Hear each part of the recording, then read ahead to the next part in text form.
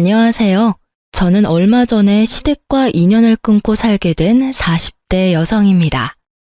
시댁과 연을 끊고 산다고 하면 대다수의 사람들은 그래도 그건 너무하지 않냐, 너희가 좀 참으면 됐을 텐데 하고 이야기를 해요. 그렇지만 인연을 끊게 된 이유를 듣고 나면 그럴 수밖에 없었네 하고 말해요. 며느리라면, 아니 자식이라면 수긍할 수밖에 없는 시댁과의 인연을 끊은 이유 한번 들어보실래요? 저와 남편은 동갑내기 커플이었어요. 어릴 때 만나서 오랫동안 사랑을 키워온 좋은 부부라고 지금도 생각하고 있어요.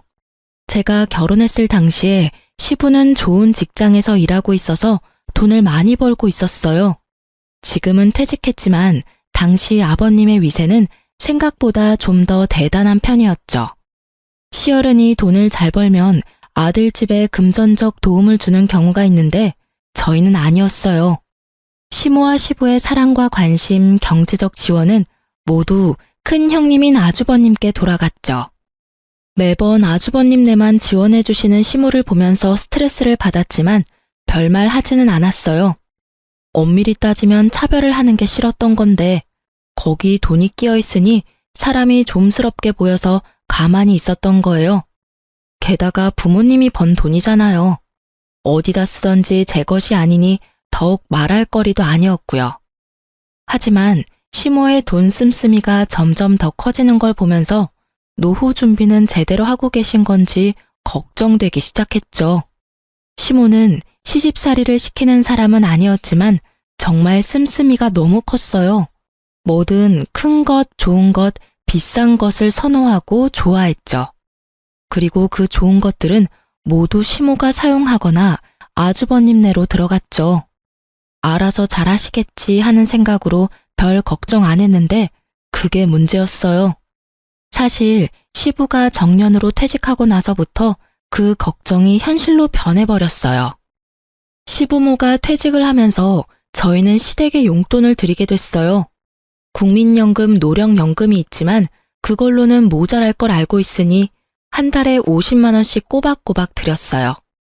저도 남편도 못 버는 편은 아니었고 시댁에 드리는 만큼 친정에도 드리고 있었으니 조금 부담되기는 해도 마음은 편했죠. 그런데 하루는 시모가 저와 남편을 불렀어요. 너희 매달 우리한테 주는 용돈 너무 적은 것 같은데 좀 더 줄 수 없겠니? 요즘 그 정도 금액 누구 코에 붙여? 쇼핑하고 친구들 한번 만나고 나면 다 사라지는데. 죄송해요, 어머님. 저희도 그보다 더 많이 드리는 건 힘들어서요. 곧 있으면 애들 학교 들어가면 돈 더 들어갈 거고 그때 생각하면 너무 많이 쓸 수가 없어요. 시모의 말에 저는 거절의 의사를 명확히 했어요. 이런 요구에 상의해볼게요 이런 말을 해버리면 조금만 더 설득하면 넘어올 거라고 생각해서 더 심하게 요구하게 되거든요. 그래서 정말 확실하게 거절했죠. 그런 저를 슬쩍 보던 시모가 이번에는 남편에게 슬쩍 말을 하더라고요. 얘, 얼마 전에 손주 생겼다고 전화 온 내 친구 알지? 걔는 용돈을 매달 100만 원씩 받는다더라. 어쩜 하나뿐인 자식이 그렇게 효심이 깊은지. 동창들끼리 다 모여서 이야기하는데 나는 50만 원뿐이라서 이야기에 끼이지도 못했어. 얼마나 쪽팔리는 일이니? 너희 아버지 일할 때는 명함도 못 내밀던 것들이 자식 농사 잘 지었다고 어찌나 자랑을 하는지. 우리 아들들도 잘 컸다고 말하고 싶은데 결과가 이래서야. 그 말을 듣고 있으니 반발심이 일었죠. 자식이 부모에게 효도하는 일에 경쟁을 붙이는 게 이해가 안 됐거든요. 남의 자식 이야기하면서 우리한테 돈 더 달라는 이야기인 게 뻔했잖아요. 어머님, 그렇게 말씀하셔도 그 집안은 집안, 우리 집안은 우리 집안이잖아요. 상황이 다른데 똑같이 해달라고 하시는 건 좀 아닌 것 같아요. 아니면 아주버님이나 아가씨에게 이야기해보는 게 어떠세요? 어머님 말씀 들어보니 저희한테만 받고 계신 것 같은데 모자라다 싶으면 아주버님께 말씀해보세요. 아주버님과 아가씨를 입에 담자 시모가 입을 딱 닫아버리더군요. 그러면서 저를 흘겨보며 그러더라고요. 너한테 한 말 아니고 내 아들한테 한 말이야. 왜 자꾸 네가 껴드는 거니? 저희 부부고 통장까지 합쳐서 서로 투명하고 깨끗하게 가계부 운영하기로 했거든요. 남편한테 따로 부탁하셔도 결국 저와 의견이 맞아야 돈을 더 드리던지 할 수 있어요. 네가 아들보다 돈 좀 더 번다고 애를 잡고 사니? 자기 돈 자기가 쓰는 게 왜 어려워? 아들이 나한테 용돈 더 주겠다 하면 네가 참견할 일은 아니잖아. 어머님께 돈 더 주면 저는 제 친정에도 똑같이 더 맞춰서 줄 거예요. 어머님이 얼마를 더 올려달라고 원하시는 건지는 모르겠지만 그 금액의 2배만큼 돈이 더 나갈 거라고 생각하면 간단하게 올려서 드릴 수 있는 일은 아니죠. 그럼 넌 내가 거지처럼 살아야 된다는 거니? 저는 그렇게 말한 적 없어요, 어머님. 그치만 이제는 씀씀이를 좀 줄이시는 게 좋을 것 같아요. 예전처럼 쓰시면 당연히 돈이 부족하다고 느낄 수밖에 없으니까요. 저는 이때다 싶어서 시모에게 말했어요. 이제 아버님이 월급을 받지 않으시니 가게 규모를 좀 줄이시는 게 좋을 것 같아요. 네가 뭔데 돈을 쓰라 말아야? 우리 집 일은 알아서 할 테니 신경 쓰지 마라. 이 이야기는 다음에 하자. 결국 이야기는 마무리되지 못했고 저희는 집으로 왔죠. 남편은 난감한 표정으로 그러더군요. 여보, 미안해. 아버지 퇴직했으니 절약하시라고 말은 했는데 내 말은 안 들으셔. 기분 안 좋았지? 기분 나쁜 건 아닌데 걱정돼서 그래. 연세 드실수록 자식들이 부모 부양하는 건 당연하잖아. 그런데 저렇게 돈을 많이 쓰시면 나중에 감당이 안 되잖아. 당신이 말해도 내가 말해도 듣지 않으시면 아주버님께 말해볼까? 형님한테? 형님 아가씨하고 이야기해서 용돈 드리는 거 확실하게 정리하는 게 맞는 것 같아. 어머님 말씀 들어보니 우리만 용돈 드리는 것 같고 부모님 퇴직하셨으니 형제들도 다 같이 드려야 형평성에 맞지. 그렇게 아주버님과 아가씨를 저희 집에 초대해서 말했어요. 얼마 전에 어머니가 용돈이 너무 적다고 하셨어. 우리는 더 이상 드릴 수는 없다는 입장인데 형님이랑 동생 생각은 어떤지 물어보려고 부른 거야. 두 사람은 어머니한테 용돈 드리고 있어? 나도 드리고 있지. 우리 집은 30만 원 드려. 아, 나도 30씩 드리고 있지. 드리고 있다고? 게다가 다들 30만 원씩. 아, 시모가 우리에게 거짓말을 제대로 한 거였어요. 3명 합치면 110만 원씩 용돈을 받고 있었는데 저희한테는 다른 자식들한테는 돈 안 받는 것처럼 말하고 저희가 적게 주는 것처럼 말했으니까요. 이 순간에는 저도 살짝 화가 났어요. 우리가 제일 많이 내고 있었는데 왜 우리한테 돈을 더 요구한 건지 그 생각이 궁금할 정도였죠. 왜 그래? 너희는 어머니한테 용돈 얼마 주는데? 우리는 50만 원씩 드리고 있었는데 왜 우리한테 돈을 더 달라고 하신 걸까? 돈 많이 번다고 자랑질이네. 재수씨 돈 많이 벌잖아. 많이 버는 만큼 내면 되지. 뭔 불만이야? 형이 그런 말 하는 건 아니지. 여태껏 부모님한테 받은 것만 보면 형이 더 많이 내야지 맞는 거 아니야? 어머니 돈 쓸 때 형한테만 썼는데 왜 우리가 더 내? 우리가 더 내는 걸 당연하게 생각하는 형님네를 보고 남편이 화를 냈고 저는 말렸어요. 야, 잘 벌면 좀 더 내면 되지. 뭘 그것 가지고 예민하게 반응해? 마누라 처가댁 생각하는 것도 적당히 좀 해. 우리 식구나 잘 챙기라고. 용돈 더 달라고 한다고 우리 모아서 뭐 할 건데? 더 달라 하시면 더 드려. 너한테 이야기한 것도 너희가 더 줄 수 있을 것 같으니까 말씀하셨겠지. 그래서 우리한테 다 떠넘기면 형은? 형은 더 해줄 생각도 없이 나한테 더 내라고? 난 못해. 다들 30씩 내고 있으니 똑같이 30씩 내던지 아니면 형이랑 동생이 20씩 더 올려서 다 같이 50을 내던지. 야, 난 30씩 드리는 것도 버거워. 그럼 결정됐네. 나도 30씩 낼게. 그럼 되잖아. 내가 뭐하러 형보다 더 많이 내? 내가 받은 게 형보다 훨씬 없는데. 결국 그날은 서로 기분이 상한 채 대화는 종료됐고 남편은 열이 완전히 받았죠. 그리고 저도 아주버님의 행동에 질리기는 마찬가지였어요. 우리한테 모든 걸 미루는 것도 열받았지만 저한테 빈정대듯 말하는 것도 짜증났거든요. 그날 이후 저와 남편은 시모에게 용돈을 주는 날 시모 집으로 찾아가서 말했어요. 어머님, 저희 아주버님이랑 아가씨랑 이야기해봤는데 다들 30씩 드리고 있었다고 하더라고요. 그래서 저희가 내는 만큼 올려서 드리자고 했더니 버겁다고 하셔서 모두 30 맞춰서 드리기로 했어요. 뭐? 웃기는 애들이네. 50씩 주던 걸 왜 30으로 낮춰서 줘? 저희가 어머님한테 많이 드리면 아주버님이 뭐가 되겠어요? 아무리 그래도 어머님 사랑 제일 많이 받은 장남인데 우리보다 덜 주면 기분이 많이 상하실 거잖아요.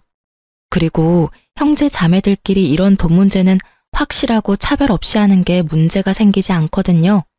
그렇잖아도 아주버님께서 저랑 남편한테 돈 많이 버는 거 자랑하냐고 그러시더라고요.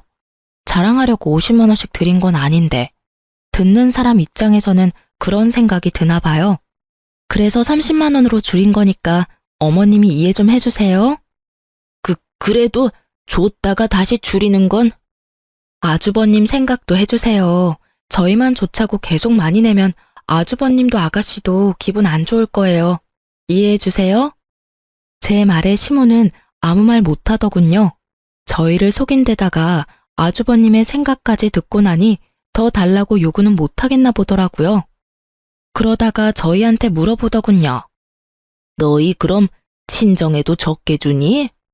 네, 저희 친정에도 30만 원으로 줄여서 드린다고 했어요. 친정에서는 별말 없으셨거든요. 달라고 해서 드리는 것도 아닌데 너희 주는 대로 받겠다고 하셔서 공평하게 줄여서 드리기로 했어요. 그 말을 듣고서는 아예 포기한 것 같더군요. 결국 시모는 용돈 더 달라고 했다가 용돈이 도리어 줄어들어 버렸죠. 차라리 용돈 올려달라 말하지 않았으면 계속 50씩 받을 수 있었을 텐데 괜히 욕심내시는 바람에 도리어 20만 원 줄게 됐으니 그렇다고 형제들 다 30씩 주는데 저희만 50 드리는 것도 그렇고 결국은 이렇게 정리되어서 저희는 참으로 다행으로 생각했어요. 그 이후로 시모는 더 이상 저희에게 용돈을 요구하지는 않았어요. 하지만 뭔가 사야 할 때면 연락 와서 사달라고 하는 경우가 더 늘었죠. 용돈은 용돈대로 쓰고 필요한 건 필요한 대로 저희한테 사달라고 하시는 건데 그것도 나중에는 형님과 아가씨에게 말해서 돈을 거뒀더니 나중에 시모가 그 사실을 알고 나서는 요구하지 않더군요. 아주버님이 뭐라고 하셨는지 아니면 아주버님 고생시키는 게 싫었던 건지는 모르겠지만 저희 생각을 해서 그런 건 아니라 생각하니 참으로 마음이 착잡했어요. 그렇게 시모의 낭비가 사라지는 건가 싶던 어느 날 시모가 저희를 시댁으로 불렀어요. 너희도 알다시피 이 집 너무 좁아서 이사를 가야 하는데 돈이 좀 부족하구나. 너희 집보다 3억 정도는 더 줘야 들어갈 것 같은데 너희가 돈 좀 보태주지 않을래? 그냥 공짜로 내라는 건 아니야. 너희가 돈 보태주면 새로 이사할 집 너희에게 줄게. 어떠냐? 저는 솔직히 이해가 가지 않았어요. 보통 이렇게 연세가 들어서 이사를 하는 거면 애들도 다 제 가정 찾아 나갔으니 두 분밖에 살지 않아서 더 작은 집으로 가잖아요. 그런데 저희 시모는 더 큰 집으로 이사를 가겠다고 하더라고요. 두 분이 살 건데 더 좋은 동네, 더 비싼 집을 찾는 거 보니 시모의 낭비벽이 사라진 게 아니라고 생각했죠. 그렇지만 이야기를 들어보면 나쁜 이야기는 아니었어요. 저희는 시댁 친정 도움 없이 저희 돈으로 전세로 신혼집을 마련했거든요. 그래서 언젠가는 자가를 가져야 하는데 이 집을 살 때 돈을 대주고 그 집 명의를 얻을 수 있는 건 도리어 더 낫겠다는 생각이 들었죠. 그렇지만 저희도 마냥 돈을 드릴 수는 없었어요. 시모의 낭비벽을 알고 있으니까요. 어머님, 좀 더 작은 평수로 가면 돈 안 빌려도 되는데 굳이 큰 집으로 가시려는 이유가 있을까요? 나더러 이거보다 더 좁은 집에서 살라는 거니? 나는 그런 닭장 같은 데서는 못 살아. 공짜로 해달라는 것도 아니고 너희 집으로 명의 돌려준다니까. 일단 살 때는 내 명의로 하더라도 나랑 네 아버지 돌아가시면 그 집 네 집 될 건데. 남편과 상의하고 저희는 돈을 빌려드리기로 했어요. 물론 그만큼의 목돈이 있는 건 아니고 저희가 가진 목돈을 다 넣으면 저희가 급할 때 쓸 돈이 없으니 대출을 진행하도록 하고 저희가 그 대출금을 갚는 형태로 하기로 했죠. 대신 조건을 걸었어요. 차용증을 꼭 쓰도록. 저희가 돈을 갚는 대신에 부모님 사후 명의를 저희 이름으로 돌린다는 내역과 도중에 집 명의를 바꾸지 못하는 경우가 생기면 저희가 낸 돈을 다 돌려받는다는 조건으로요. 시모는 떨떠름한 표정이었지만 차용증에 지장을 찍었어요. 솔직하게 말하면 시모는 그 차용증이 쓸모없다고 생각하는 것 같더군요. 그렇게 저희는 매달 원금이자 합해서 매달 100만 원씩 시모 아파트 대출금을 갚아갔어요. 힘들었지만 양가 부모님께 나가던 돈도 40만 원 줄었고 그 돈에 좀 더 보태면 못 낼 돈도 아니었죠. 그런데 1년이 좀 지났을까 시모가 잠깐 보자고 하더군요. 시모가 이렇게 부를 때는 좋은 일은 아니었기에 가고 싶지 않았지만 어쩔 수 없이 남편과 함께 갔어요. 어머님, 저희 부르셨어요? 그래, 앉아봐라. 내가 곰곰이 생각해봤는데 너희 지금 우리가 사는 집에 들어올 생각 없니? 합가 말이다. 합가요? 갑자기 무슨 말씀이세요, 어머니? 너희 어차피 이 집 명의 가져갈 거면 미리 들어와서 사는 게 낫지 않겠나 싶어서 그런 거다. 큰 집이기도 하고 너희들 들어와 살아도 크기는 충분하지. 그리고 돈 나갈 일도 줄어들 거 아니니? 그렇지만 나는 너희가 들어와 살았으면 싶구나. 우리도 나이가 들었고 둘이서 살기에는 좀 버거워. 너희 신혼집 어차피 곧 있으면 전세 재계약이지? 계약하지 말고 종료하고 들어와. 대신 전세금은 다른 데 쓰지 말고 들고 들어와. 너희 집 전세금은 써야 할 곳이 따로 있으니까. 시모의 말에 저는 그 써야 할 곳이 시댁에 새로 산 집의 대출금을 갚는 일이라고 생각했어요. 하긴 그렇게 갚아버리면 대출금도 사라지니까. 그렇게 생각하던 제 예상을 시모는 완전히 뒤집어 버리더군요. 얼마 전에 친구가 크루즈 여행 갔다 왔다고 하지 않니? 나랑 네 아버지도 이번에 크루즈 여행 갔다 오려고. 친구가 하던 것보다 더 비싼 걸로 갔다 와야 되지 않겠어? 뜬금없는 크루즈라는 말에 저도 남편도 당황했어요. 저희 전세 자금을 시모 호사 여행에 쓰라는 말이었잖아요. 제 귀를 의심했죠. 어머니, 무슨 크루즈 여행 다녀온다고 합가를 해요. 여행이면 모아놓은 돈으로 가시면 되잖아요. 모아놓은 돈이 어디 있어? 생활비 쓰느라 다 써버렸는데. 게다가 너희는 용돈도 쥐꼬리만큼 주면서 너희가 나한테 할 말은 아니잖니? 너희가 용돈이라도 두둑하게 주면 또 몰라도 고작 100만 원 안 되게 주면서 무슨 여행이야? 집에 쓸 돈도 없는데. 어머님, 연금에 저희가 드리는 용돈까지 합치면 한 달에 300 정도 되잖아요. 그런데 그게 모자라다고 하시면. 모자라다면 모자란 줄 좀 알아. 그래서 너희 전셋집 팔고 우리 집에 들어올 거니? 못 가요. 세상에 그런 이유로 합가를 하는 가족이 어디 있어요? 그리고 제가 몇 번이나 말씀드렸잖아요. 소비 좀 줄이시라고요. 도대체 크루즈 비용을 얼마를 쓰시길래 저희 전세금까지 필요할 정도냐고요. 못해도 두 사람이서 가려면 몇 천 정도는 필요하지 않겠어? 거기서 입을 옷들, 장신구들, 가방 그런 것들부터 사고 들어가서 식사 비용이나 이런 것도 만만치 않게 돈이 드는데. 어머니, 제발 좀 그만하세요. 아버지 돈 한 푼 안 벌고 계시는데 돈을 그렇게 써요? 돈이 하늘에서 떨어진다고 생각하세요? 저희는 못해요. 2번 다시 그런 이유로 저희한테 합가하자고 하지 마세요. 저보다 남편이 더 화내며 시모에게 한바탕 하자 시모 얼굴이 정말 차갑게 가라앉더라고요. 너희 거절했지? 그럼 나도 내가 알아서 하마. 자식 새끼 잘못 둔 게 죄지. 부모 호강은 못 시켜줘도 여행 한 번 정도는 보내줄 거라고 생각한 내 애가 바보야. 저런 것도 자식이라고 애 낳고 미역국을 다 먹고. 돌아가 봐라. 너희 앞으로 볼 일 없을 테니까. 결국 시모에게 그런 이야기를 듣고 저희는 집으로 돌아왔어요. 남편은 흥분해서 열을 올렸지만 저는 슬슬 걱정이 되더라고요. 알아서 하시겠다는 말이 뭔지 몰라서 궁금해졌거든요. 무엇이든 상상 이상을 보여주는 시모라서 정말 몇 날 며칠을 끙끙대며 시모의 다음 행동을 예측했는데 몇 달간 시댁이 조용했어요. 시모에게 안부차 매주 전화를 드렸었는데 그날을 기점으로 전화도 받지 않으시더라고요. 그래서 저는 남편에게 말해서 아주버님께 시모가 어디 있는지 물어보라고 했죠.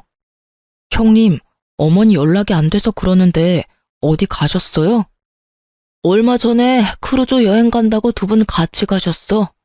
꽤 긴 일정이던데 거의 한 달 일정이더라고. 금액도 엄청 들었어. 결국 크루즈 여행 가셨네요. 혹시 형님한테도 여행 보내달라고 하시던가요? 그래, 그래서 결국 내가 돈 마련해서 보내드렸어. 너무 좋아하시더라. 돈은 좀 많이 들긴 했지만 그래도 좋아하시는 거 보니까 마음이 좀 편해졌지. 그 말에 저는 안심하면서도 당황했어요. 아주버님네가 그리 넉넉지 못한 상황인 걸 알고 있었는데 그 크루즈 여행에 들 돈을 어떻게 마련했을까 싶었거든요. 그래도 아주버님이 효도 차원에서 그렇게 했다면 뭐 못할 것도 없지 않았겠나 싶었어요. 여태껏 시모에게 받은 것도 많은 장남이니 솔직하게 말해서 받은 만큼 돌려드렸다면 가능했을 금액이라고 생각했거든요. 그렇게 전화를 끊고 그 일에 대해 잊었어요. 그런데 시댁에 집 대출금 내는 날이 되었을 때 문득 그런 생각이 들더군요. 시모가 저희에게 크루즈 여행을 위해 들어와서 합가를 하라고 했을 때 그런 이야기를 했잖아요. 전세금을 자기한테 달라고. 혹시 형님네한테도 똑같이 그런 요구를 했을지도 모른다는 생각이 불현듯 떠오른 거죠. 저는 아닐 거라는 간절한 마음으로 시댁의 등기부 등본을 떼봤어요. 그리고 그 자리에서 굳어버렸어요. 원금과 이자를 매달 우리가 내고 있는 시모의 집이 형님 명의로 어느새 바뀌어져 있더군요. 저는 너무 놀라서 남편부터 불러드렸어요. 여보, 시댁집 명의가 아주버님 이름으로 되어 있어. 뭐? 남편도 너무 놀랐는지 한달음에 달려왔어요. 저와 남편은 놀라고 화난 상태로 시댁으로 향했어요. 집에 갔더니 시모가 태연한 얼굴로 마중 나왔더군요. 너희 무슨 일로 우리 집을 찾았어? 나는 너희 부른 적 없는데. 어머니, 집 명의 어떻게 된 거예요? 왜 이 집이 형 명의로 넘어갔냐고요? 그걸 몰라서 묻니? 나는 나 부양하지 않는 자식한테는 이 집 못 줘. 이 집이 내 명의인데 왜 내가 이 집을 너희한테 줘야 해? 웃기지도 않아. 첫째 덕분에 겨우 체면치레 했는데 너희가 나한테 뭘 해줬다고 이제 와서 집 타령이야? 이 집이 온전히 어머님 집은 아니죠. 저희랑 이 집 살 때 무슨 말 했는지 잊으셨어요? 그래, 너희가 돈 내주기로 하고 이 집 산 거는 맞지. 그렇지만 명의는 내 이름이잖니? 내가 뭘 하든 내 마음이지. 그리고 자식한테는 부모를 부양해야 하는 의무가 있는 거야. 너는 그걸 하지 않았고 첫째는 그걸 했지. 그래서 첫째한테 이 집 명의 준 거다. 불만이 있으면 나한테 그 의무를 다 못한 너를 탓해야지. 여기 와서 불평한다고 내가 명의 바꿔줄 것 같으냐? 정말 당당하게 상식 이하의 발언을 하는 시모를 보며 저와 남편은 둘 다 입이 막혔어요. 말이 머릿속에는 맴도는데 하고 싶은 말, 고쳐주고 싶은 말이 너무 많으니 제대로 정리가 되지 않더군요. 어머니, 정말로 이대로 저희하고 척질 생각이세요? 저희와 한 약속까지 어기고.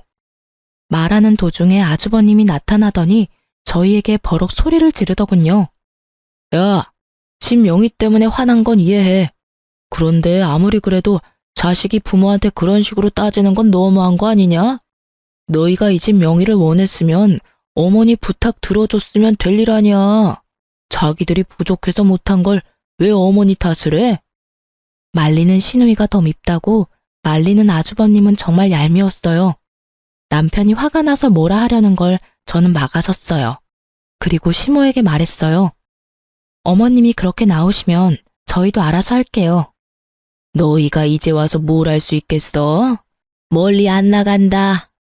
시모는 냉정하게 말하고 돌아섰고 아주버님은 의기양양한 승자의 표정을 지으며 저희를 쫓아내더군요. 저는 그런 아주버님을 보며 속으로 비웃었어요. 이 집이 어떤 꼴인지 모르고 저렇게 승자의 기분에 취해 있는지. 이제 곧 나락으로 떨어질 생각을 하니 웃겼죠. 저와 남편은 시모와 헤어지고 그날부로 내고 있던 원금과 이자를 내지 않았어요. 사실 여태껏 시모의 통장에서 대출금이 빠지고 있었거든요. 저희가 대출금을 내지 않아도 저희한테는 아무런 문제도 발생하지 않거든요. 당연히 대출금이 상환되지 않으니 시모에게 연락이 갔더라고요. 저는 당연히 저희 대출금을 아주버님이 이어서 낸다고 생각했는데 그게 아니었던지 시모에게서 연락이 왔어요. 너희 대출금 왜 안 내줘? 어머님, 저희가 대출금을 왜 내요? 아주버님 명의로 넘어갔으니 아주버님이 내셔야 맞는 거죠. 어머님한테 그렇게 잘하는 아주버님이시니까 잘 내주시겠죠. 시모의 반응을 보니 그 집에 대출이 걸려 있다는 것도 이야기하지 않은 눈치더라고요. 저는 그런 시모에게 한 가지 더 말했어요. 그리고 어머님, 그 집에 저희가 낸 대출금 이자랑 원금요. 거의 2년 동안 내서 거의 2,500 정도 되거든요. 그거 다 돌려주셔야 해요. 차용증 내용 기억하시죠? 돈 빌려드리는 대가로 집 명의 주시는 거였고 집 명의가 부득이하게 바뀌지 못하면 저희가 낸 금액 그대로 돌려주신다고요. 가족끼리 돈 주고받은 건 법적으로 효력가 없어. 넌 그것도 모르니? 그렇게 생각하시고 지장 찍으신 거예요? 그런데 어떡하죠? 가족 간 차용증도 법적 효력 있기는 해요. 그래서 제가 매달 어머님께 꼬리표 달린 돈을 통장으로 넣어드렸잖아요. 빌려드리는 돈이라고 한눈에 알 수 있도록. 통장 이체 내역도 있고 차용증도 세세하게 작성되어 있어서 돈 돌려주시지 않으면 변호사 사무실 찾아갈 거예요. 준 돈은 돌려받아야 하잖아요. 만약 어머님이 안 주신다면 아주버님께 찾아가서 말씀드릴 거예요. 그래도 괜찮으세요? 시모가 잠깐 생각하더니 그러라고 하더군요. 이미 형님은 어머님 내서 합가하여 같이 지내고 있으니 어쩔 수 없이 돈을 갚기는 해야 할 거라는 생각이 든 것 같더라고요. 그래서 저는 아주버님께 전화를 했어요. 제주씨, 바쁘니까 나중에 들으시면 후회하실 거예요. 그 집 혹시 대출금 끼고 있는 집인 거 알고 있으세요? 알고 있지. 어머니가 갚고 계신 걸로 아는데. 그럴 리가 있겠어요? 그 대출 사실 저희가 갚고 있었거든요. 어머님이 그 집 살 때 저희한테 돈 보태면 그 집 명의 저희한테 돌려주신다고 하셔서요. 그래서 지금 나한테 따지려고 전화했어? 그럴 리가요. 이미 명의 넘어갔으니 저는 별로 상관없어요. 그런데 문제가 하나 있거든요. 저희가 그 대출금 이제부터 내지 않을 생각이고 이미 낸 것도 다 돌려받을 생각이라서요. 대출이 얼만데? 집 시세 생각하면 그리 큰 돈은 아닐 건데. 대출 지금 한 달에 100만 원씩 꼬박꼬박 들어가고 있어요. 그리고 여태껏 낸 금액은 2,500만 원 정도 되는데 어머님이 못 갚겠다고 하시더라고요. 그러니 어쩔 수 없이 그 집 명의자인 아주버님께 돈 달라고 하는 거고요. 뭐? 달에 100만 원? 그렇게 많이 들어갈 리가 없는데. 너 우리 속이려고 하면. 속일 생각 없고요. 그건 어머님 대출 계약서 보시면 아실 거예요. 집 살 때 대출 받았으니까. 거기에 원금이자 명확히 적시되어 있을 거예요. 왜 돈이 그렇게 돼? 계산이 맞지를 않잖아. 어머니 전에 살던 집 가격 생각하면 그 정도나 빌릴 필요가 없어. 네, 집값만 계산하면 그렇죠. 그런데 아주버님은 모르셨나 봐요? 어머님이 전에 살던 집을 담보로 돈을 빌리셨더라고요. 뭐? 깜짝 놀라는 목소리를 들으니 정말로 모르는 눈치였어요. 모르셨나 보네요. 어쨌든 어머님은 아주버님께 돈 받으라고 하니 그렇게 진행하려고요. 일단 빌려드린 돈 2,500만 원은 어머님이 갚으셔야 하는데 어머님 돈이 없으니 같이 살고 계신 아주버님께서 갚아주셔야겠어요. 2,500의 대출금까지. 아, 제주씨, 우리가 지금 그런 돈을 낼 만한 상황이 아니야. 말했잖아. 어머니랑 아버지 크루즈 여행 간다고 돈을 너무 많이 쓰셨다고. 게다가 지금 어머님이 쓰고 계시는 돈만 해도. 그건 저희가 알 바는 아니죠. 그런 거 다 감수하고 어머님이랑 같이 살기로 하신 거 아니에요? 어머님 낭비벽 있으신 거 몰랐던 것도 아니면서. 그리고 저희는 만약에 이 돈 돌려받지 못하면 변호사 찾아가서 소송을 걸든 뭘 하든 다 해볼 생각이에요. 부양하고 계시니까 그분이 친 사고는 잘 처리해 주실 거라 믿어요. 변호사 이야기까지 하니 아주버님도 살짝 놀란 것 같더라고요. 이렇게 강하게 나올 거라는 생각은 못했겠죠. 아주버님이 잠시 고민하더니 저녁에 시댁으로 오라고 하더군요. 같이 모여서 어떻게 할지 상의하자고요. 그날 저녁에 시댁에 갔는데 정말 웃기지도 않은 개그쇼를 보는 것 같았어요. 어머니, 왜 둘째한테 돈 빌리고 있는 거 이야기 안 하셨어요? 대출이 있다는 걸 알았으면 저도 집 팔고 여기 들어오는 일 없었을 거라고요. 이 집이 탐나서 들어오겠다고 한 건 너였잖니? 이제 와서 지금 부모한테 화풀이야? 예, 화풀이에요. 도대체 이 집에 잡혀있는 대출금 하며 어머님이 평상시에 쓰는 돈까지 제가 얼마나 힘들게 사는 줄 아세요? 와이프 얼굴 보기도 겁난다고요. 나한테 화내지 말고 둘째한테 이야기해. 얘네들이 대출금 내주기로 했으면서 안 내주는 거니까. 그래, 너희도 그래. 어머니한테 준 돈 2,500 어떻게 나한테 그렇게 악착같이 받으려고 하냐? 솔직히 나도 어머니한테 당한 건 마찬가지잖아. 저희랑 아주버님은 시작이 다르잖아요. 저희는 어머님 지원 한 푼 없이 결혼했고 아주버님은 어머님한테 집 받으셨잖아요. 그 집 팔고 들어오신 거면 어머님도 아주버님도 돈 꽤나 남았을 텐데 뭐가 그렇게 아쉽고 억울하세요? 그렇게 치면 여태껏 아무것도 받은 것 없이 부양만 해야 했던 저희는 뭐가 돼요? 아니, 아직까지 그런 걸로 따지면 솔직히 어머니한테 내가 받은 게 많다고 생각하는데 그렇지만도 않아. 우리도 그렇게 많이 받은 거 없어. 집도 이번에 팔면서 적자 봤어. 어머니 크루즈 여행 가는데 준비금이랑 여행비, 쇼핑비 하고 나니 남는 돈이 없다고. 그거야 아주버님 사정이죠. 그래서 저희가 낸 2,500 돌려주실 거예요? 안 주시면 저희도 법적인 조치 취할 거예요. 저희는 아주버님이랑은 다르게 시댁에 한 푼도 받은 게 없어서 증여나 뭐 이런 명목으로 돈 떼일 일 없거든요. 받은 돈이 없으니 돌려줄 돈도 없었어요. 그러나 빌려준 돈은 있으니 다 받을 수는 있었죠. 결국 저희의 맹렬한 저항에 부딪힌 아주버님은 저희에게 2,500을 돌려줬어요. 그렇게 저희는 겨우 원금을 회수했죠. 형님, 어머니, 앞으로는 저희한테 연락하지 마세요. 두 사람이 저와 제 와이프 대하는 거 보고 이젠 질려서 여기 있고 싶지도 않아요. 와이프 보기도 부끄러울 정도라고요. 그러니까 앞으로 연락하지 말고 삽시다. 결국 남편은 시댁과 인연을 끊겠다 말하고 헤어졌어요. 집 밖으로 나오는데 여전히 시모와 아주버님이 큰 소리로 싸우고 있더군요. 현관 밖까지 들리는 고함 소리에 저와 남편은 고개를 저었어요. 그렇게 저와 남편은 집에 돌아왔고 그 이후로 정말 시댁과 연을 끊고 살았어요. 3년 정도 연락 없이 지냈지만 가끔 막내 아가씨가 연락을 주기는 했어요. 그 집안 사람이기는 했지만 결혼해서 조금은 먼 사이가 됐고 남편처럼 어머님의 장남사랑의 피해자인 사람이었으니 연락을 하고 지내긴 하더라고요. 그런데 3년 좀 지나고 저희 집으로 시모가 찾아왔더군요. 저와 남편은 당황했어요. 이렇게 시모가 직접 찾아올 줄은 상상도 못했으니까요. 안으로 들였는데 그때 당시에 저희는 친정 부모님과 같이 살고 있었거든요. 시모는 들어오자마자 그 말부터 하시더군요. 이런 불효자식 같으니 자기 부모는 모실 생각도 안 하고 마누라 부모를 모시고 살아?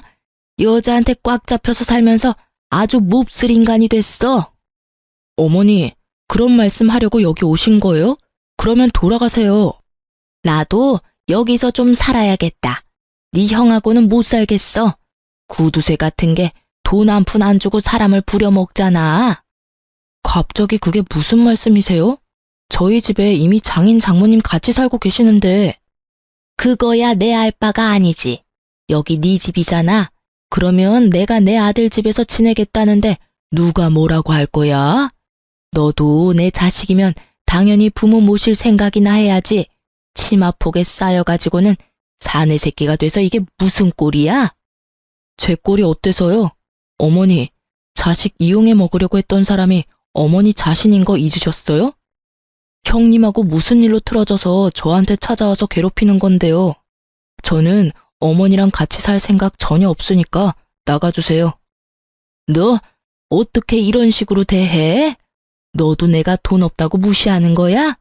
이래서 내가 명의를 먼저 줘버리는 게 아니었는데 네 형도 그렇고 너도 그렇고 사람이 어떻게 그렇게 냉정하니? 네 형은 나를 아주 범죄자 취급을 해. 매번 크루즈 여행 보내준 거, 집 대출금 이야기하지 않은 거, 그런 말 하면서 나한테 화만 내고. 나도 할 말 많아. 내가 지한테 얼마나 많은 걸 해줬는데 어떻게 그놈이 나한테 이런 모욕을 줘? 어머님, 아주버님이 나쁜 마음이셨으면 이미 어머님 내쫓았겠죠. 그런데 내쫓지 않고 집에 같이 산다는 건 나쁜 마음에서 그러는 건 아니실 거예요. 나쁜 마음이 아니면 그게 뭐니? 돈을 한 푼을 안 줘. 친구들 만날 때 옷 좀 사입으려고 했더니 고작 그것도 못하게 맞고. 한 달에 용돈을 꼴랑 30만 원만 주는 게 너무하잖아. 게다가 너희도 그래. 꼴랑 집 명의 바꾼 걸로 마음 상했다고 부모한테 주는 용돈을 안 주면 어떡하니? 어머니, 저희도 연락 없었지만 저희한테 연락 주신 적도 없는 게 어머니예요. 어떻게 여태껏 한 번도 연락 없으시다가 또 본인 필요할 때만 나타나서 부모 자식 운운하시는 건데요. 화내며 소리 지르는 남편을 제가 달랬어요. 어머님, 아주버님 좋아하셔서 아주버님한테 집 명의 주셨잖아요. 그러면 아주버님 곁에 계시는 게 가장 행복하실 거예요. 조용히 있으면 먹고 자고 쉬는 데는 문제 없으시잖아요. 그렇죠? 제가 저번에도 말씀드렸지만 씀씀이만 줄이시면 다 좋게 해결될 일 같네요. 나는 싫어. 어떻게 이렇게 없이 살아? 해야 할 게 얼마나 많은지 아니? 게다가 얼굴만 마주치면 잔소리까지 하는 아들까지. 내가 시집을 다시 왔나 싶을 정도야. 아이고, 그러니 내가 너희한테 찾아왔잖아. 너희도 내 자식이고 응당 자식이라면 부모를 모시는 게 맞지. 지금 당장 사돈댁 내보내고 나 들어갈 자리부터 마련해라. 정말 막무가내도 이런 막무가내가 없더라고요. 시모가 아주버님네서 어떻게 지냈는지 아가씨에게 들어서 잘 알고 있던 우리는 지나가던 개에 물린 느낌이었어요.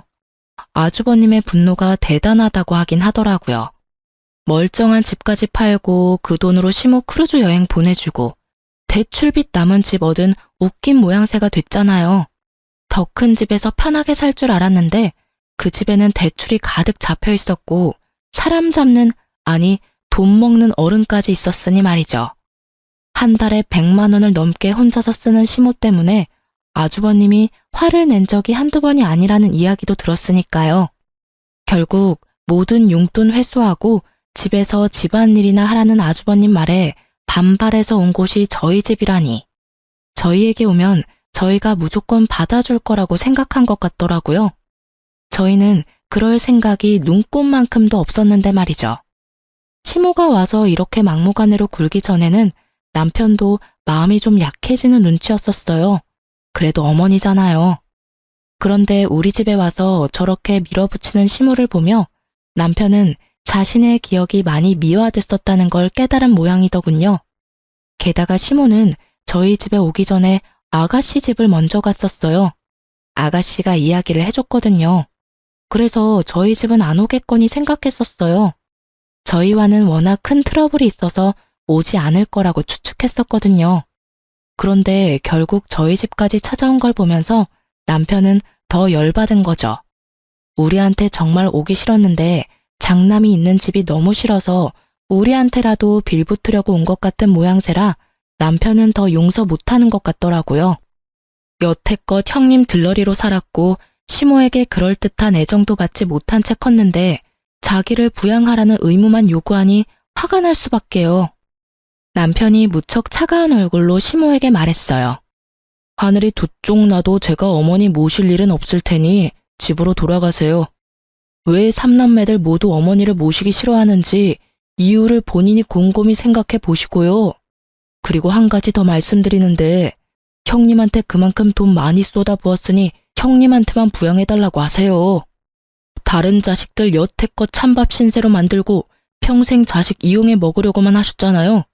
대학도 제가 벌어서 들어갔고 결혼도 제가 벌어서 했어요. 결혼 후에도 저희한테 돈만 요구하셨잖아요.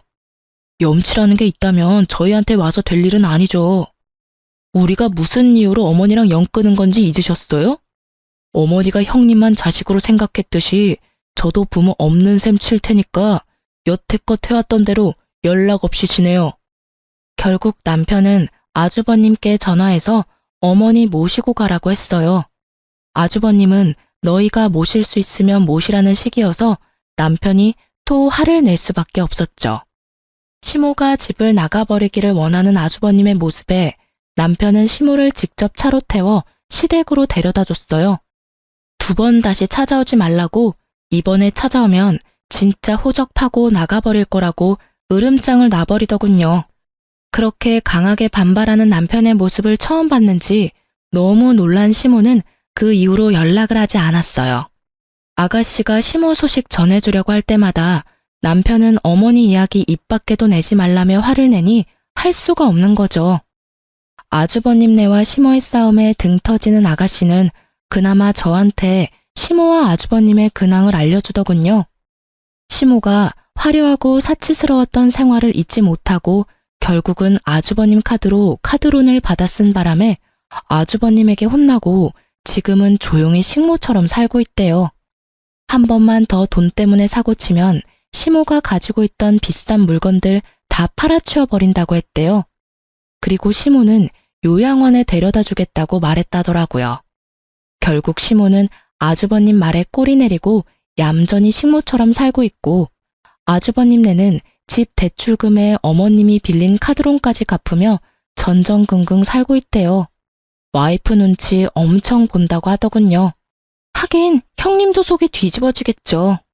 시댁 재산 자기 걸로 만들어 보려다가 결국에는 멀쩡한 집 팔아서 대출금 가득한 집을 얻은 데다가 시어른과의 합가까지 해서 수발까지 들어야 하니 말이죠.